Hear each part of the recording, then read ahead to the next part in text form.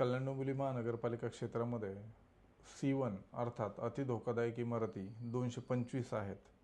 त्याचबरोबर C2A आणि C2B अशा धोकादायक इमारतींची एकूण संख्या 491 इतकी आहे.